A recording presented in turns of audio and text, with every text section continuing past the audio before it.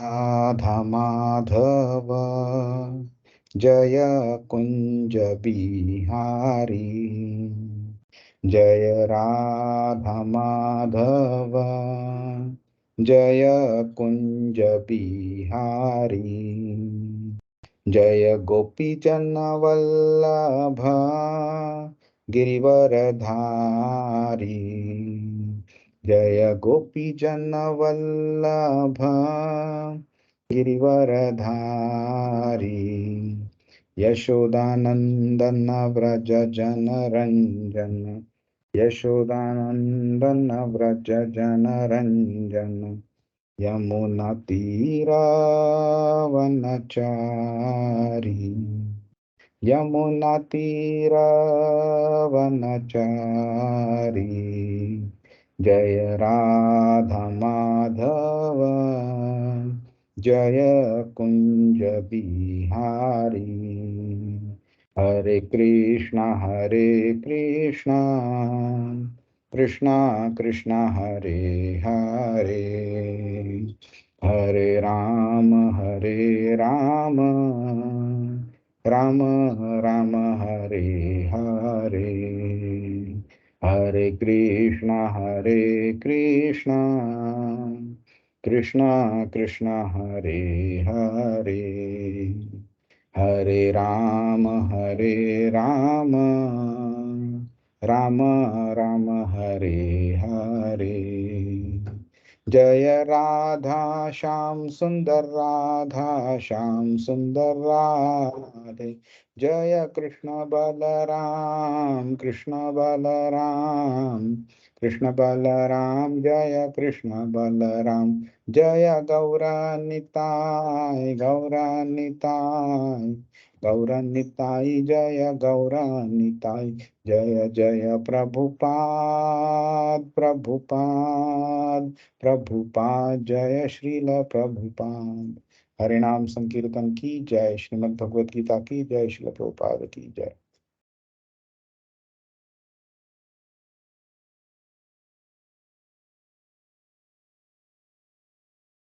Hare Krishna. Last time I think we chanted together, right? If I'm not wrong. If not, let's chant it together. You can unmute yourself or however you're comfortable. These prayers are very good in terms of bringing auspiciousness from a spirituality perspective, and it invokes the mercy of our various spiritual masters also. ॐ अज्ञानतिमिरान्धस्य ज्ञानाञ्जनशलाकया चक्षुरुन्मिलितं येन तस्मै श्रीगुरवे नमः। श्रीचैतन्यमनोभीष्टं स्थापितं येन भूतले स्वयं रूप कदा मह्यं ददाति स्वपदान्तिकम्। वन्देऽहं श्रीगुरो श्रीयुतपदकमलं श्रीगुरुन् वैष्णवांश्च श्रीरूपं साग्रजातं सहगण रघुनाथान्वितां तं सजीवं साद्वैतं सावधूतं परिजनसहितं कृष्णचैतन्यदेवं श्रीराधा कृष्णपादान् सहगण ललिता श्रीविशाखान्वितांश्च। हे कृष्णा करुणा सिंधु दीनबंधु जगतपते गोपेश गोपिका कांत राधा कांत नमोस्तुते। तप्त कांचन गौरांगी राधे वृंदावनेश्वरी वृषभानुसुते देवी प्रणमामि हरिप्रिये। वाञ्छाकल्पतरुभ्यश्च कृपा सिन्धुभ्य एव च पतितानां पावनेभ्यो वैष्णवेभ्यो नमो नमः। नमो विष्णुपादाय कृष्णप्रेष्ठाय भूतले श्रीमते भक्तिवेदांत स्वामिन् इति नामिने। नमस्ते सारस्वते देवे गौरवाणी प्रचारिणे निर्विशेष शून्यवादी पाश्चात्य देशतारिणे। जय श्री कृष्ण चैतन्य प्रभु नित्यानंद श्री अद्वैत गदाधर श्रीवासादि गौर भक्त वृंद। हरे कृष्णा कृष्ण कृष्णा हरे हरे, हरे Ram Ram Ram Hare Hare. Hare Krishna. I just thought I'll draw your attention to this first verse. Om Ajnana Timirandhasya Jnananjana Shalakaya Chakshurunmilitam Yena Tasmai Shri Gurave Namaha. What does this mean? Tasmai meaning unto him, Shri Gurave Namaha. Nama is to pay obeisances, to do namaskar. Unto whom? The spiritual master. What has the spiritual master done? He's saying Ajnana Timirandhasya. Timira meaning darkness. Andhasya meaning one becomes blind, cannot see. Okay. And what kind of darkness it is? It is a darkness of lack of knowledge. It's a darkness of ignorance, to be precise. Okay. So, what has the spiritual master done? Now that we are born into such darkness caused by ignorance, he has given Jnananjana Shalakaya. He has put the Anjan, in our childhood, our mom or grandmother used to put some black ointment around our eyes. So that is also Anjan, and Anjan is also one which is like kind of a liquid or something that we put it in our eyes to cure some disease. That is also called Anjan. So what kind of Anjan has been put into our eyes or into our brain? The Anjan of knowledge. So our spiritual master has put the knowledge in our brain, in us, people like us who are born in the darkness of ignorance. Okay. And what kind of knowledge it is? Chakshur unmilitam, meaning that which is uh, uh, the eyes which are basically closed. These eyes have been opened with by putting the darkness, the knowledge by the spiritual master. There is one more verse which I have not put it here, but there is one more. Mukam karoti vachalam pangum langhayate girim yat krupatamaham vande Shri Gurum Dina Taranam. Okay, what is it? Mukam karoti vachalam. Muka is one who cannot speak, dumb person. He can also speak. Pangum langhayate girim. Girim is mountain. Langhayate is to be able to climb on it. Who can climb a mountain? Even a handicapped person can also climb a mountain. So a dumb person can also speak very nicely, eloquently, as well as a handicapped person can, scale a mountain. Yatkrupatamahamvande Vande Shri Gurum Dina Taranam. If the spiritual master shows mercy on somebody, then even a dumb person can speak eloquently and a handicapped person can scale a mountain. So that is the glory of a spiritual master. And as we go forward in the Bhagavad Gita, we will see various verses where Krishna talks about it. Hare Krishna. Anybody has any uh, question about what we did previously? Anybody remembers what we did?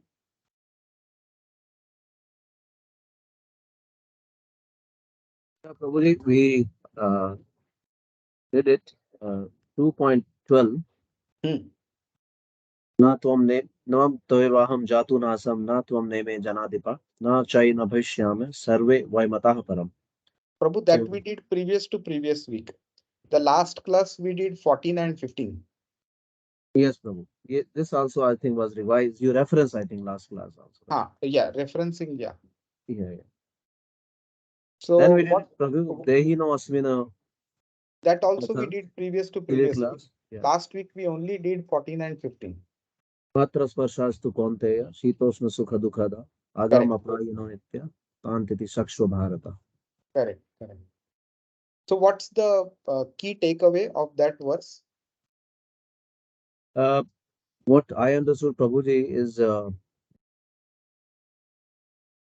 happiness and sadness, right?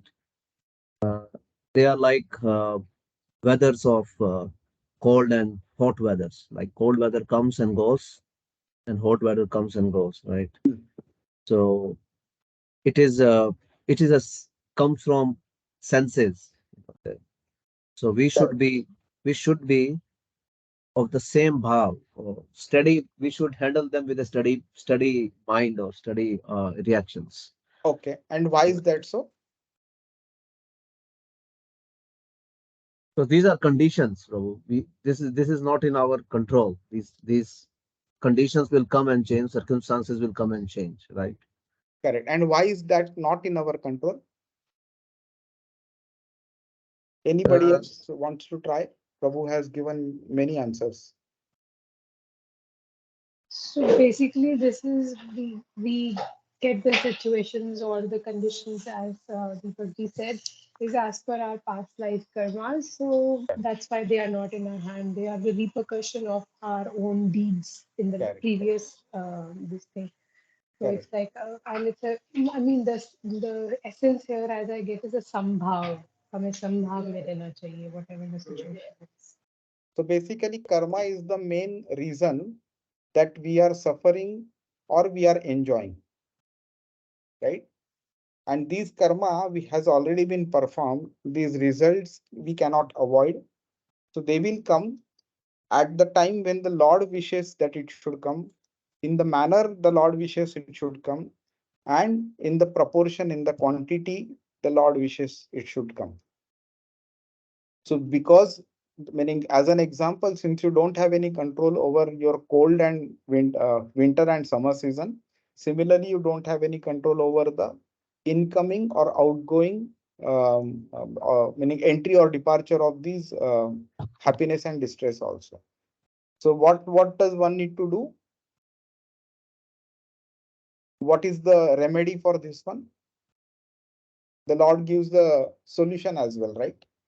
In the same verse. Vijit Prabhu, Yes, bro. any thoughts around it? What's the solution the Lord gives? So, as a person who should be looking into self-realization, should not be disturbed by both by the happiness and distress. So, same like what is mentioned, be it the summer or the winter. Hmm. Whatever karma has been incurred on us, should not be disturbed by it, but be on the path of self-realization and liberation. Yeah, there is one word specifically that Lord Krishna uses over there, which is the key solution. That is the word is tolerated. Yeah, tam Tolerance. stitikshasva. Titi Yeah, Shakshva. Yeah. yeah. So tolerate it because you make a mistake, you will get the result. So you have no alternative than to tolerate. If you perform some good deed, then also the results, good results will come. And Lord says you have to tolerate that as well. So we will see why the word tolerate applies equally to the positive as well as the negative actions. Okay. But for that, we need to understand what is karma kanda. And that we will understand when we learn verses 31 to 37, which will come probably 2 or 3, 4 classes later. So any question around this one? Now, shall we move on? Yes, bro. Okay. Okay. So this verse onwards, Lord starts talking about the qualities, the characteristics of a what do you say of a soul. Okay, so chant the verse. Nasato vidyate bhavo नासतो विद्यते भावो Oh, na bhavo vidyate satah न Bhavo भावो vidyate विद्येत sataha. सतः ubhayorapi drustontas उभयोरपि Api दृष्टस् Drishtoristas. Drishtoristas. vanayosthattvadarshiभिः. वनयोत्सत्त्वदर्शिभिः Anyotattvadarshibhihi. Translation. those Anybody? who are those who are seers of the truth have concluded that of the non-existent there is no endurance, and of the eternal there is no change. This they have concluded by studying the nature of both. Okay. So what do you understand from this verse? Is it simple to understand or it's not so? Not to me. Very complex. Okay, fine. So let's talk about meaning from a word to word, right? So in English, there is some term called as chiasmus. Chiasmus. It's a kind of a figure of speech. Yeah. So what does this do? It basically um, so you have two sentences. The second sentence inverts the words. The word placing is changed, and uh, and then the sentence basically becomes a kind of poetic in nature. So, for example, I think Abraham Lincoln had mentioned, "Ask not what the nation has done for you. Ask what you have done for the nation." So the first statement, if it is negative, second statement becomes positive, and the vice versa. And the key nouns of the first and second statements are interchanged. So the meaning changes, and it provides a kind of a poetic aspect to the statement. So similarly, you see the in this verse also, if you divide these na sato vidyate bhavo. So it is a compound word. Na asatah vidyate bhavo, and na bhavo vidyate satah. Okay. So this is that interchanging that has happened. So what is he saying? Uh, Ubhayaropi drushtontas tanayos tattvadarshibhi. Tattvadarshibhi is basically, tattva is the truth, darshibhi is the one who has seen the truth. Okay. So what, these people have concluded something. What have they concluded? They are comparing two things. Ubhayor is basically two. Okay. Comparison between two objects. Okay. They have been able to see drushtontas that na asato.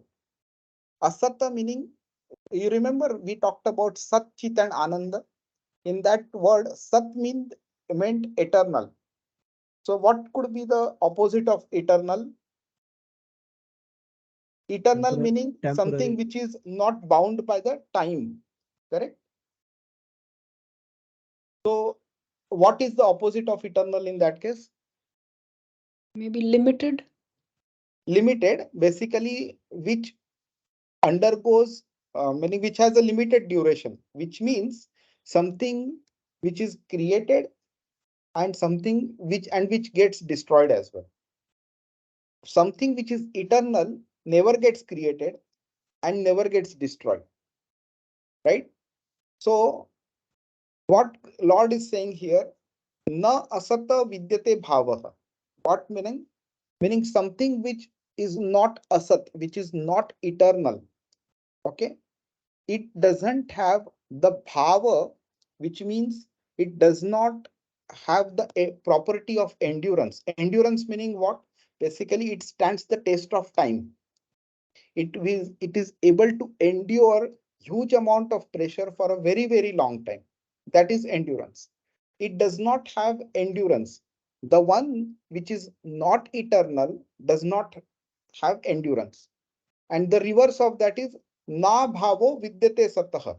Now you see asata here has become sata, and bhavo has become abhavo.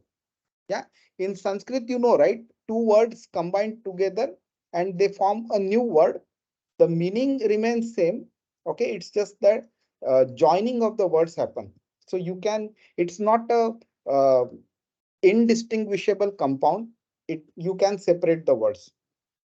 So he is na asato bhavo, and here it is na abhavo satah. Okay. So now what is he saying? That which is sata, meaning eternal, sat, it does not undergo change, na bhavo. Okay. So now what is he referring to here actually? So he is referring to that which is atsat. He is referring to the material body, and that which is sat, which is eternal, which is never created, never gets destroyed. That is the soul which he is referring to. you should keep a note of this point that Krishna has not used the word soul or Atma yet. And he doesn't use that for many verses. Until I think 30 also he doesn't use. But he is referring to something which is basically, which does not change, which does not, it has many characteristics which he talks about subsequently. But something which is permanent and does not undergo any kind of change. So that he is referring to.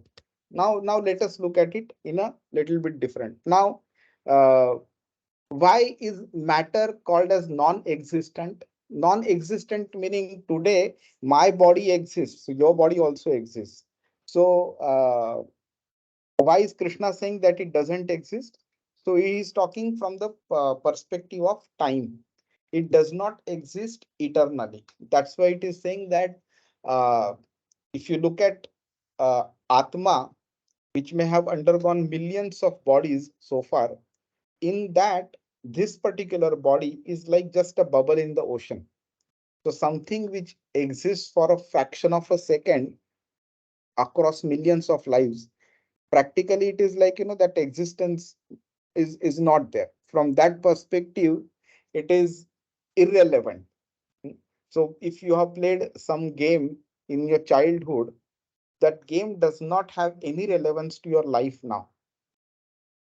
So from a consequentiality perspective, this body over a million lifetimes, or the eternal period of soul, if we see, has actually no consequence. Is of meaning importance is there from us to use this as a vehicle to reach to Krishna, but otherwise it hardly has any kind of um, importance from an eternality perspective. So that is the reason why non-existence has been mentioned here. Now the word sat or sata, okay, depending on what context we are using, the word has multiple meanings. Okay, the first meaning is in the word Satchitananda, it comes as eternality. Okay, now eternality means uh, time cannot bound it. So that means there was this that existed even before time was born, and that thing will continue to exist even after time goes out of context. And this may sound to be a bit illogical, because how can time not exist? But when you go in deeper into the philosophy of creation, one day we will speak about it. So you will see that time is also a material component. So there are 25 things, 5 senses, 5 organs, the working senses, knowledge acquiring senses, the Pancha Mahabhut, then the mind, intelligence, false ego, and then 25th is time also over there. So all these are actually created and part of the material world. So in the spiritual world, time is not applicable. So that's why even before material creation happened, the soul existed, and even after the destruction of material world, the soul will exist. That's why eternality is a characteristic of the soul. Hmm. And existence also is the second meaning of the word sata, which means it exists, uh, kind of, meaning there is no stop, there is no cessation to its existence. From an endurance perspective also it can be looked at.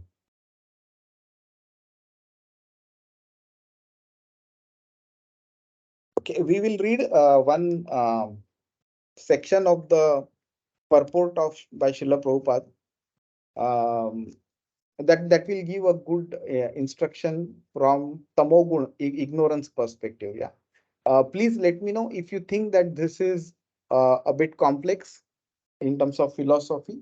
I'll try to elaborate it. And even if that is still difficult to understand, no problem. We will revise these concepts at various different places in Bhagavad Gita. Can someone read this paragraph, please? Sure, I can read it. Yes, please. The whole paragraph, right? Yes, please. Yeah. Okay. This is the beginning of the instruction by the Lord to the living entities who are bewildered by the influence of ignorance. Removal of ignorance involves the re-establishment of the eternal relationship between the worshipper and the worshipable, and the consequent understanding of the difference between the part and parcel living entities and the Supreme Personality of Godhead.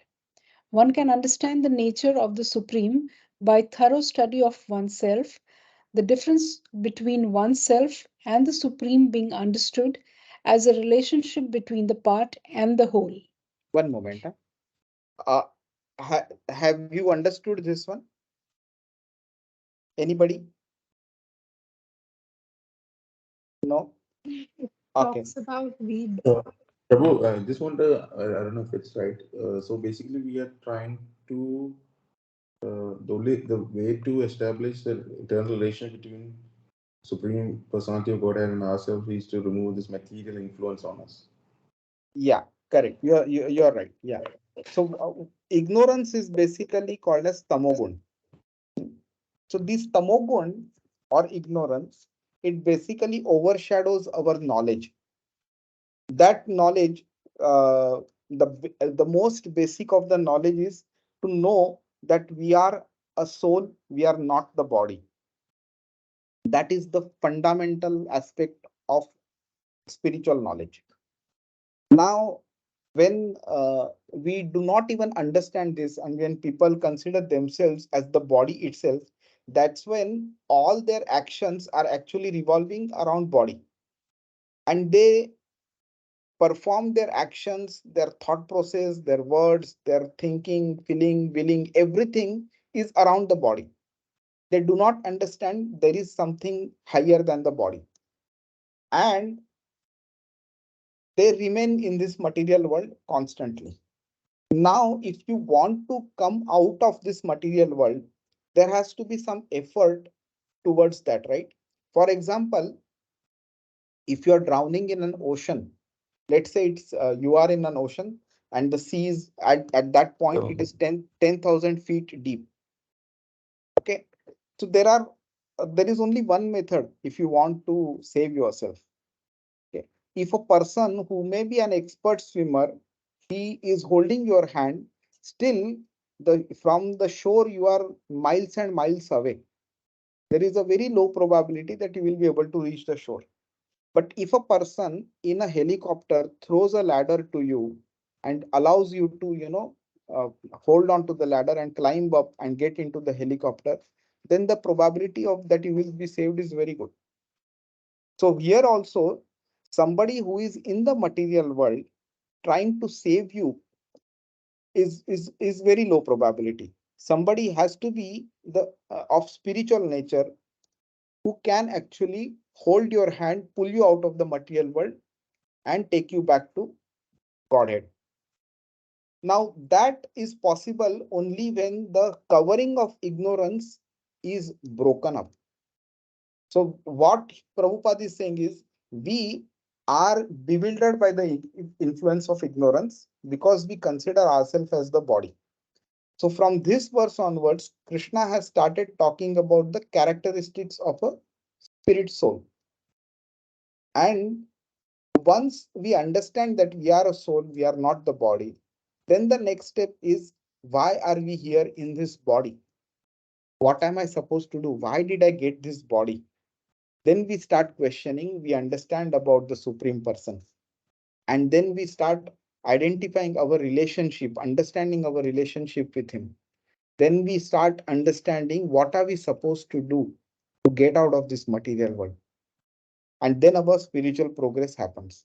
So this is what Prabhupada is talking about it in a nutshell here. I think you can skip the rest of the paragraph. It's a bit complex. We will revisit this concept subsequently, unless you have any specific question around it. Do you want me to further elaborate, or it is okay to move on to the next verse? We will be revisiting this concept regularly. Hare Krishna. Let's move then. It's okay. Okay, fine. So let's look at the next verse. Okay, now the Lord continues talking about the characteristics of the soul. This goes on until verse number 25. Okay, so we'll read this verse now. Avinashi tu tad vidhi, Avinashi tu tat vidhi, yena sarvamidam tatam, Yena yena sarvam idam tatam, vinashama avyasyasya, vinashaya ma vyavasyasya, na kaschit kartum arhati. na kashita marhati. Translation. Prabhuji, I will read. Hare Yeah, Krishna. please. Translation by Srila Prabhupada. Jai Srila Prabhupada. That which pervades the entire body, you should know to be indestructible. No one is able to destroy that imperishable soul. Yes. So now he starts talking about the characteristics of the soul. So first he talked about the eternality and indestructibility. Oh, sorry, eternality in the previous verse and destructibility of the material body. Now he talks about avinashi. Vinash meaning destruction. Avinash meaning which cannot be destroyed. And the second quality he talks about is all pervading. Sarvam idam tatam. Meaning idam refers to the body, because idam meaning the body has been referred to in the previous verse. He's saying this soul is avinashi. Tad vidhi meaning you should know. Okay. That it is all pervading in this body. Idam tatam. Okay. So which means we will talk about what does all pervasion means. Vinasham avyayasyasya. Okay. So destruction of avyayasyasya meaning that which cannot be destroyed, imperishable. Destruction of that imperishable is not possible. Na kaschit. Nobody kartum arhati. Arhati is to do. Uh, and na negates it. So kaschit meaning not a single person can destroy that imperishable which is pervading throughout the body.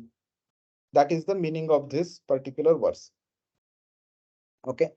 Now, what do you understand as the all pervasiveness of the soul? What is your understanding about it?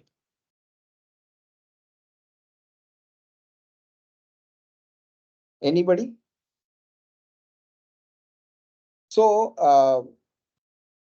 the soul basically, the Shastra says it is in the region of our heart. Not exactly within the heart, but in that region it is. So when that soul is situated in the region of our heart, how can it exist all around the body? What do you think? I think it's probably consciousness, which is Yeah, Chaitanya, right? yeah, correct. So the consciousness uh, exists in the body because of the consciousness within the soul. And how do we differentiate this? If there is a living person and a dead body beside each other, we know that the dead body does not respond, but the living person responds. Okay. So the only difference between both of them is the presence or the absence of the soul in these two bodies. When the soul is present, the consciousness is present. When the soul is absent, the consciousness is absent. And this can be felt by throughout the body. So let's say if somebody touches my hand, I can still feel it. Okay, if somebody calls me out, my ears hear it and they respond as well. Okay, so this is possible because that tiny soul, the fragment, the spirit soul is existing within the body. So that the loss of that, the or the the absence of it makes all the organs, all the senses kind of, useless, inactive. So that is what the all pervasiveness is understood. Okay. Now, there are thoughts around this one, that yena sarvam idam tatam. Uh, it can also be incorrectly interpreted that one spirit pervades the consciousness of all existence. Okay, because sarvam is used, but that is not what the context is being talked about.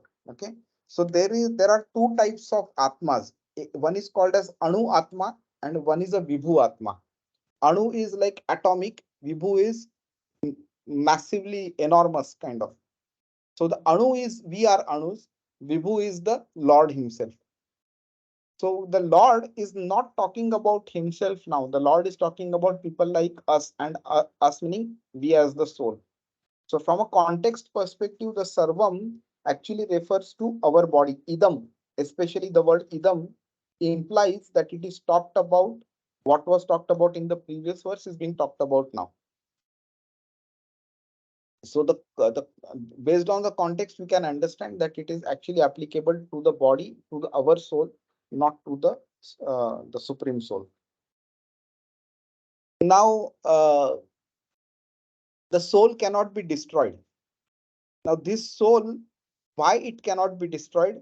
Krishna will talk about it in the subsequent verses, and we will see uh, how the various material components cannot uh, do any damage to the soul. Okay. So let's go to the next verse. Please let me know if this concept is a bit difficult to understand. If it is, thank you, Prabhuji. So if anything is difficult to understand, let me know. I'll try to elaborate further. Prabhu, just one doubt, bro, Ah. regarding the soul. So, maybe this is out of context. So, is there a fixed number of souls? Uh, if you calculate or count from all the planets in the universe and all the universes put together and all the meaning the whole material world as well as the spiritual world, yes, there is a fixed number of souls. The souls do not get created or destroyed. They eternally exist along with the Lord. So yes, you are right. There is a fixed number of souls. Okay. Thank you. Okay. Text number 18. Antavanta ime deha. Antavanta ime deha. Nityasyokta sharirinaha. Nityasyoktaः sharirinः. Anashino aprameyasya. Anashino premasya. Tasmadyudhyasva bharata. Tasmadudyasya bharata. Translation. Hare Krishna. The material body of the indestructible, immeasurable, and eternal living entity is sure to come to an end. Therefore, fight, O descendants of Bharata. Okay. See, in the previous verse, um, a reference to the dimension of the soul is also mentioned. Okay, and this has been mentioned in the Shastra. Okay, so we skipped that portion, but let me just cover that quickly.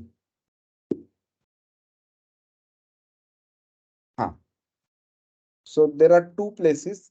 One is in the Shvetasvatara Upanishad, and there is another portion. Okay, the reference is not given here. So Balagra Shatabhagasya Shatadha Kalpitasya cha Bhago Jiva Savijnaya Sa Chanantyaya Kalpate. When the upper point of a hair is divided into 100 parts, and again each of such parts is further divided into 100 parts. Each such part is the measurement of the dimension of the spirit soul. So that means you need to take that upper point of the hair and cut it into 10,000 pieces, and that one piece, that size of that will be equivalent to the size of the soul. And in another reference also, the same thing is mentioned. Keshagra shatabhagasya shatamshah sadrishatmakah. So again 100 and then further 100, 10,000 portion. Now, if we go and really apply this and try to see it from a microscope and all that perspective, that will not work because of other reasons, which we will see in the subsequent verses also. But here, if somebody wants to, negate this one, then definitely a lot of questions can be asked. Okay, how exactly? And I mean, I don't know what is the size of the tip of the hair, but then what we need to understand out of this is it is too minute. It is too minute. Okay, because if we try to find out mathematically the dimensions, then the question would be, whose hair should we consider? Shall we consider a human hair, or shall we consider a animal's hair? Now, animals' hair are generally thick, yeah, yak and bull and these kind of animals. So if we take their hair and try to cut it in 10,000 pieces, the dimension would be different. Objective is not to come to a mathematically accurate size. Objective is to just understand that the soul is too small, not visible to a naked eye. Okay, now in this verse, what is he saying? Antavanta. Okay, ime deha. The body is destructible, but the soul is not destructible. Okay, so now there are three more characteristics that are mentioned here. So first is indestructible, second is aprameyasya, which means immeasurable. And he's saying now consider that the body of Bhishma and Drona. If you remember in the uh, verse number 4 and 5 of this chapter, Arjuna had said that I don't want to fight. How can I kill people like Bhishma and Drona? Because they are worshipable.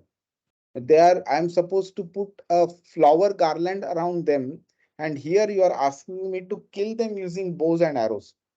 How can I do that? So he is saying that now Krishna is implicitly telling him that the bodies of Bhishma and Drona are anyway going to get destroyed because nasato vidyate bhavo. The body is never will never there will never be a time that the body will be eternal. Body is made up of matter, material elements, and it will undergo destruction the way it has been created also. But that living entity is indestructible. So keeping this in mind, O Arjuna, you have to fight. This is the first verse where Krishna is telling explicitly to Arjun that you have to fight. Tasmat yudhyasva Bharat. So why this particular stuff is important? Arjun thinks that by not fighting, he will be able to save his family members from death, from being killed, or from any kind of bodily harm. What Krishna is telling him, that even if you don't fight, even if you don't kill them, nature will ensure that their body gets destroyed. If not today, a year or 10 year or 100 years later, but their material body does not have eternal existence. It will get destroyed. So if you are worried about their body, your worry is misplaced because you are thinking only from this 5, 10, 20, 30, 40 years perspective. You are not thinking from an eternal perspective. So and your uncles, Bhishma and Drona and all that, they are not going to die because they are a spirit soul. They are not this body, they are a soul. So you are fearing the death of something which is imminently anyway going to get destroyed. Destruction is imminent of their body. but you are not worried about the Atma, which will never get destroyed. So from both perspectives, he's saying there is no cause of lamentation because the living entity cannot be killed and the material body cannot be saved. You cannot permanently protect it. And you will see the arguments that Krishna gives over a period of next few verses. They are like, it's a kind of a checkmate kind of stuff. It's arguments are reversed and applied back onto Arjun. Arjun, it literally becomes speechless there. Now, in the previous verse, the measurement of the soul was talked about. And here Krishna says it is aprameyasya, it is immeasurable. So it is not that, the immeasurability is more from a minuteness perspective. It is not that when the dimension of the soul is given, that somebody goes with a microscope and sees the soul. And somewhere it is mentioned as immeasurable. That means you think that, it is not measurable at all. The point is to indicate that it is too minute for one to see with his naked eye, for one to basically apply physical dimensions onto the soul. The soul has to be understood from the other characteristics perspective, not from its dimension.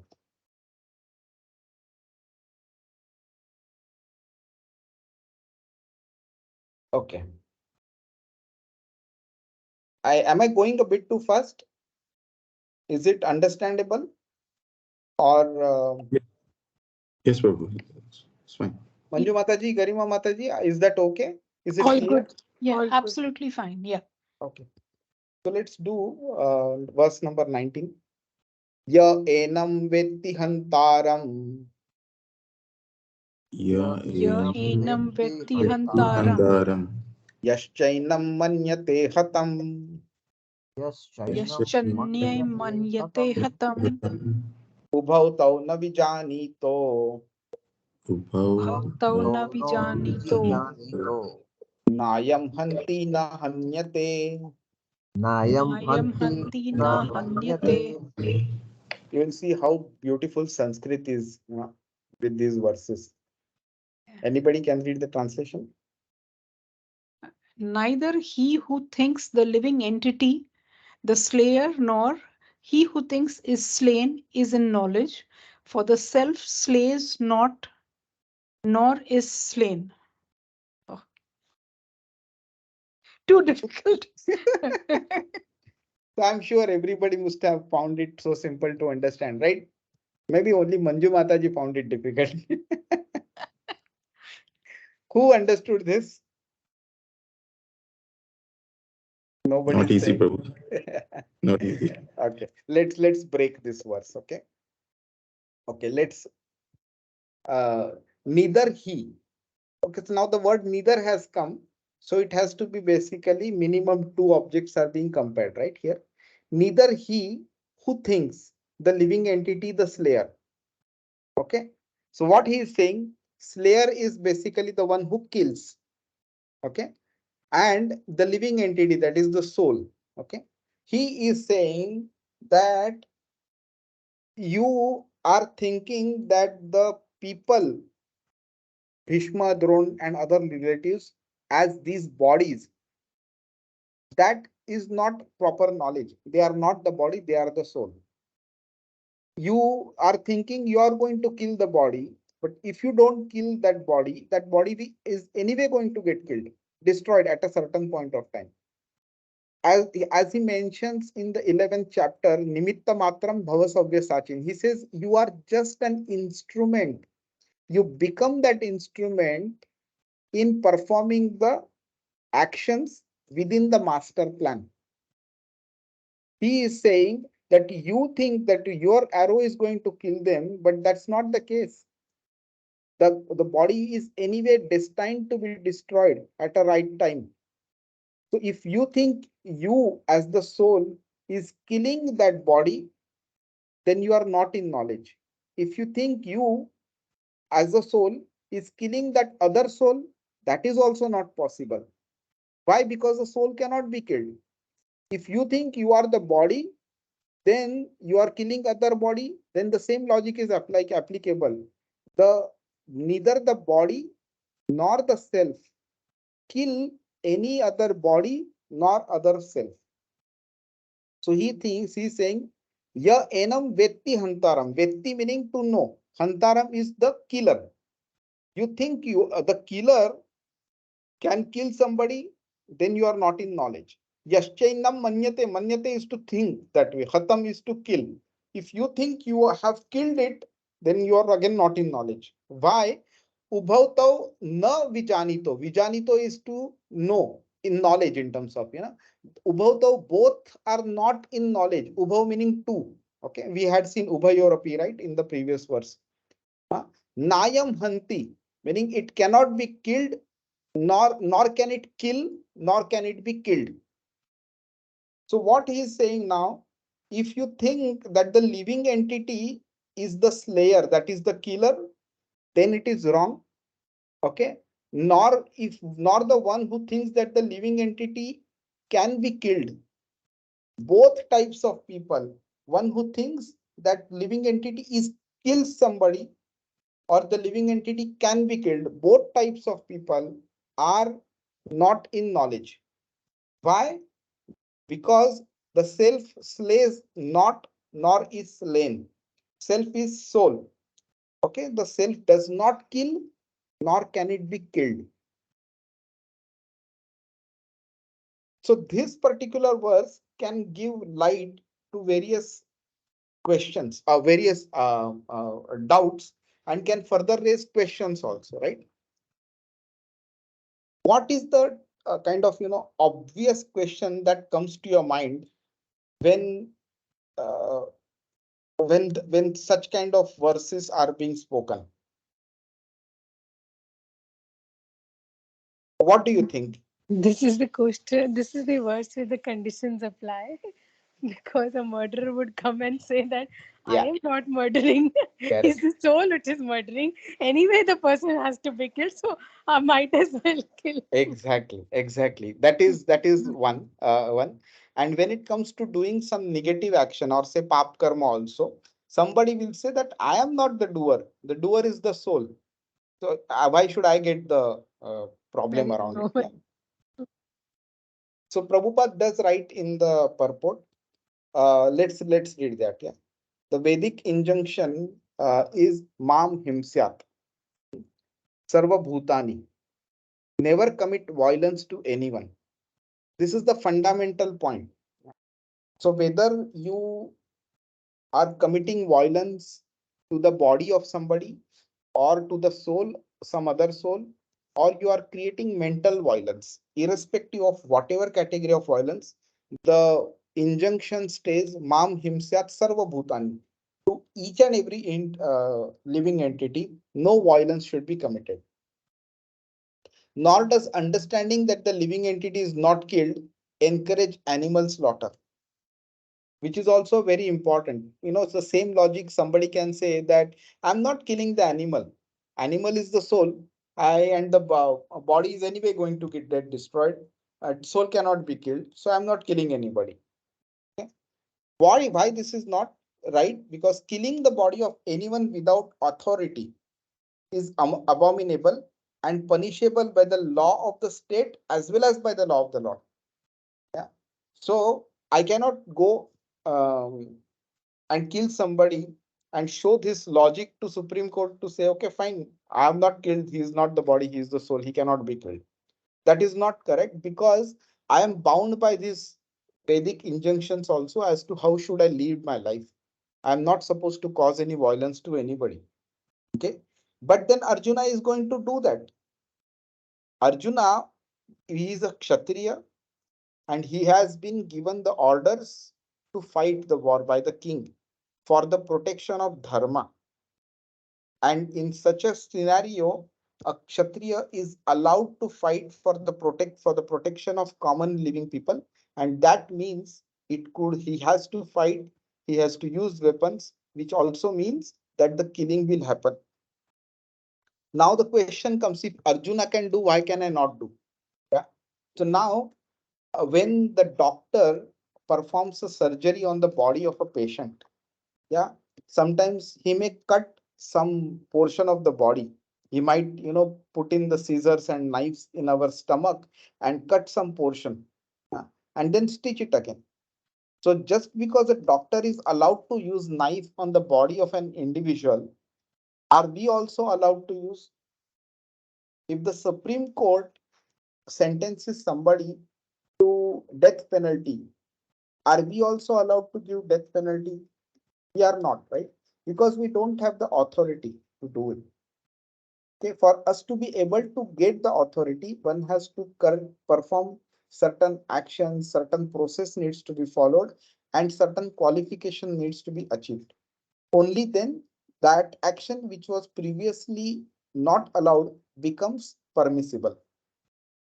So similarly, just because I get this knowledge that I am a soul, I am not the body, doesn't mean I get the authority to kill somebody.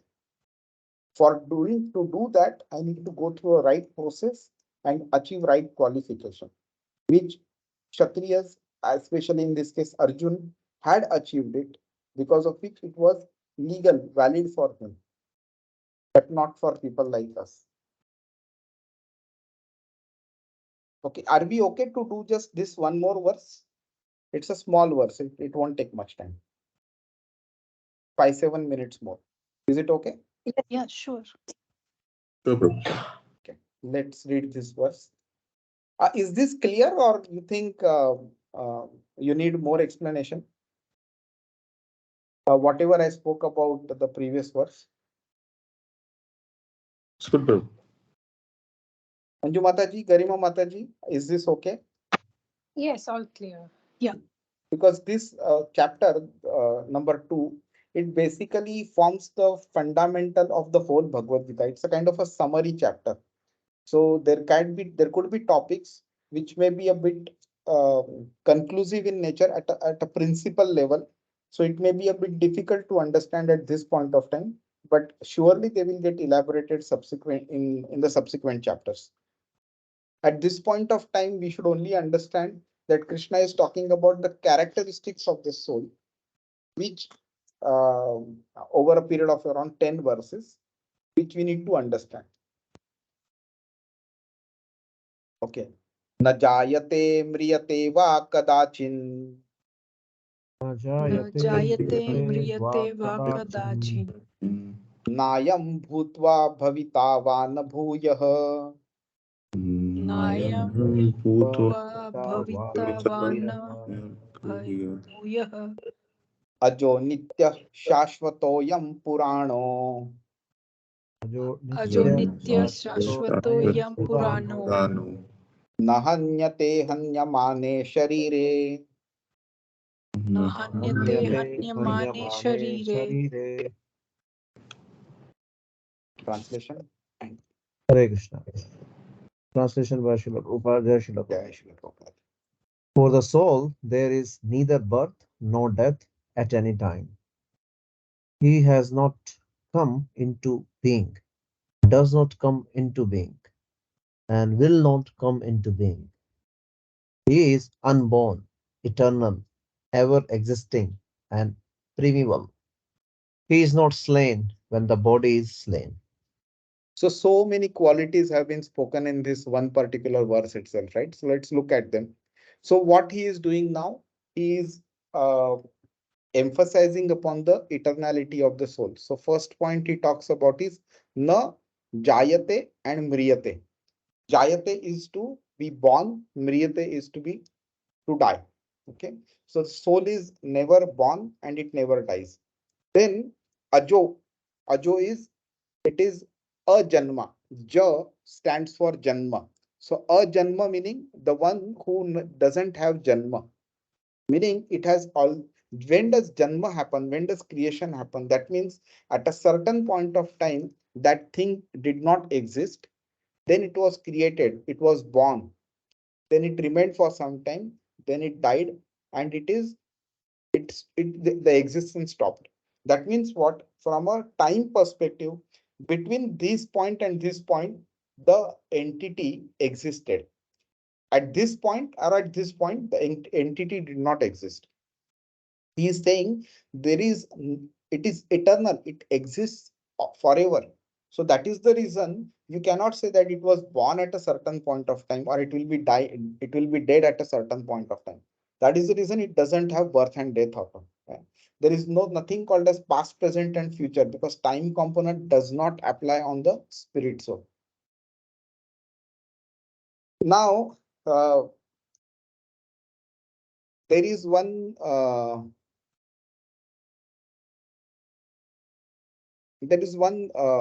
verse in Katha Upanishad. Okay, it is of similar nature. We'll try to understand that, or I'll skip that verse because the meaning is similar to this one. I'll talk about the 6 stages of matter, or the 6 stages of a body. Okay, so there is one person, a knowledgeable person. He was commentator on Vedas also, and he was an authority in Sanskrit grammar also. So he had written this dictionary named as Nirukta, Sanskrit dictionary, and he wrote this verse: Asti jayate vardhate viparinamate apakshiyate vinashyatiti shadvikara vedat sthula shariram. Okay, what does this mean? Asti, meaning from an existence perspective, the first thing is jayate. That means the birth, it comes into existence. Okay, so this is now talking from the material body perspective. Then asti, meaning it becomes the maintenance of the existence happen. Then vardhate, it grows. Okay, uh, there is one word vardhan in Sanskrit. So this vardhate is a form of vardhan. So the body grows, right? From the birth, the body grows. Then it changes. The way I looked in my childhood is different from my youth to my old age. The body looks differently, right? The change happens. The strength comes, the strength goes. So many changes happen. Apakshiyate, meaning the deterioration or the decay starts happening. Then finally vinashyati, that is the destruction that happens. Yeah, so the body undergoes all of these 6 stages, and finally it is destroyed. What Krishna is saying now here is, he has taken the first stage and the last stage, and he is saying na jayate mriyate. So neither the first nor the last, obviously not the in between also, none of these stages are applicable to the spirit soul. Okay, and a very important point to understand and differentiate between the body and the soul. Nayam bhutva bhavita vana bhuyah. What is the significance of this phrase? It says that the soul was neither born in the past nor will be born in the future. This means that soul is not something that comes into existence. It is always it has been in existence. So which means something that did not exist, okay, before it came into existence. Both ways we can look at it. And similarly, it cannot get destroyed also, because it never loses its existence also. Ajo Nitya. Nitya is eternal. So both ways, you can't be born and you are eternal also. Na hanyate hanyamane sharire. What does it mean? That the 6 changes or the stages of the body are not applicable to the soul. Why? Because the soul's nature is spirit, is spiritual, not material. So that means the natures are completely different from each other, which means that the soul does not get destroyed when the body is destroyed. Very important point, right? So if this point is not understood, one will never understand rebirth. For to understand rebirth or reincarnation, one should understand that the soul leaves the body at death and goes into another body at death.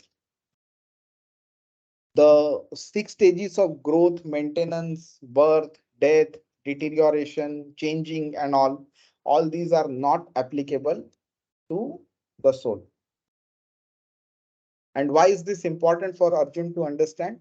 That he should understand the spiritual, the non-material, the transcendental nature of the soul in an analytical manner, so that he can be convinced that he cannot avoid his duty of fighting.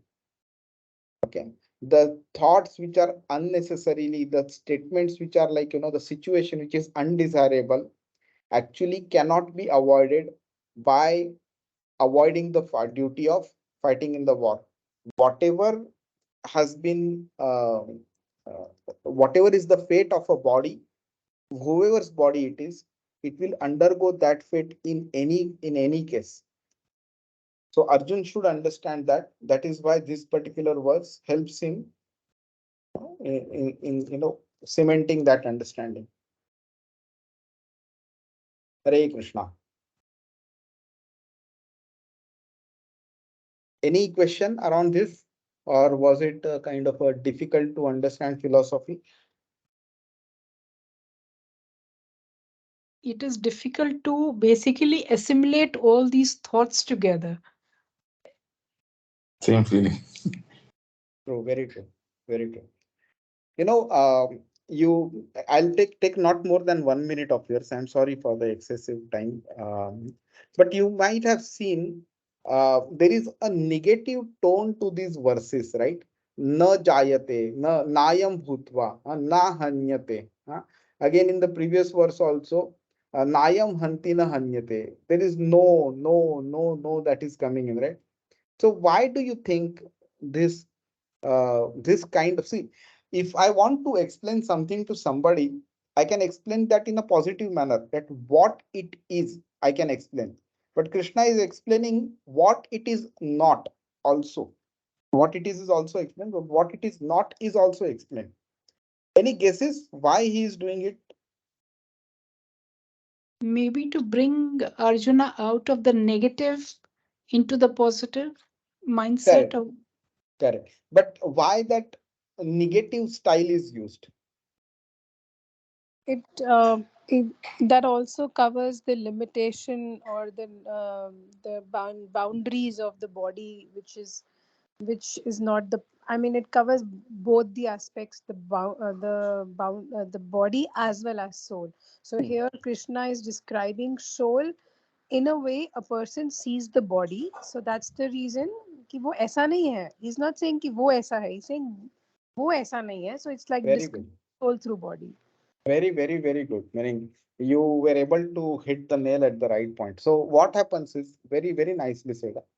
So what happens is, from our birth till the time we are alive today, okay, we have always seen anything and everything that is made up of matter. So if we want to explain somebody what a ship is, okay, so we'll be able to explain, right? By drawing it or something like that. But let's say that person has not seen a sheep before, he has not seen wood before, he has not seen water before.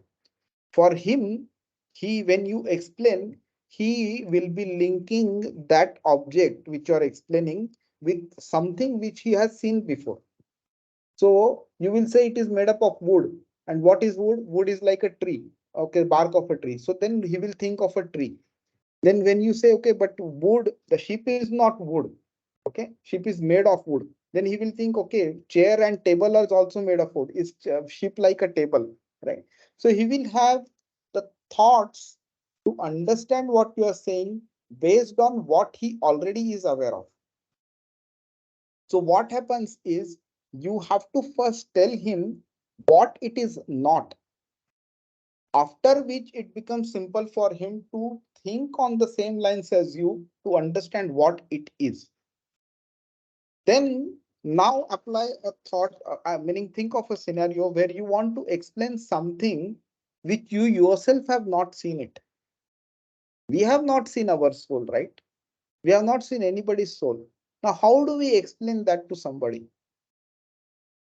So that is when we have to negate our understanding of what a soul is, which Mataji very rightly said, that we try to understand the soul via our body, which may not be right. So that's why you have to first negate our thoughts about the body so that we will start thinking in the right direction of what the soul is. That's why this style is called as na iti, not this. And many of the Upanishads, they follow this particular style to explain about a particular concept which is spiritual and which should not be understood from a material perspective. So that's why this not this na iti style is used to counter our conceptions of matter which we have already developed. So there is this point, right? Learn, unlearn, and relearn. So whatever, when you learn a new thing, you have to unlearn something which has been learned previously so that we can learn the new concept properly. That is this style. Hare Krishna. So we'll stop here. Any question around this? Okay. If you have, we can cover it in the next verses, next class then. Okay, then. Hare Krishna. See you next Hare week. Krishna. Hare Hare Krishna, Prabhu. Thank you Krishna. so much. Thank you, Prabhu.